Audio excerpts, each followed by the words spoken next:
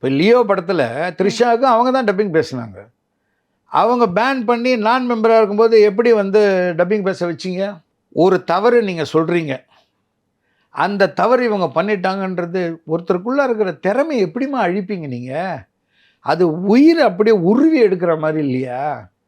சரி, அதே மாதிரி தப்பு வேறு யாருமே பண்ணாமல் இருந்து அவங்கள நீங்கள் தண்டிக்காமல் இருந்திருக்கீங்களா? விட்டுருக்கீங்கல்ல. சரி போடாண்டையே அந்த மாதிரி இந்த பிள்ளைய விட வேண்டியது தானே.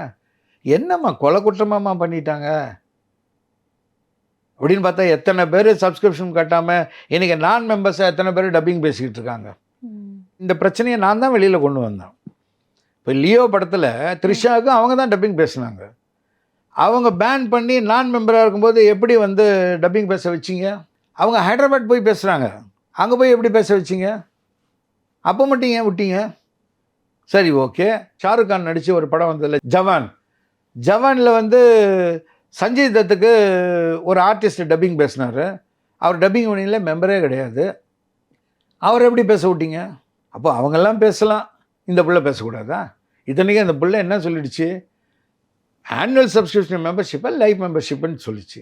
அதுக்காக அது கோர்ட்டுக்கு போச்சு. நீ கூப்பிட்டு அறிவுரை சொல்லி அவங்கள கூப்பிட்டு பக்கத்தில் குறை செய்யணும். அது உன் வீட்டு பொண்ணு மாதிரி தானே, ஏன் பண்ணல?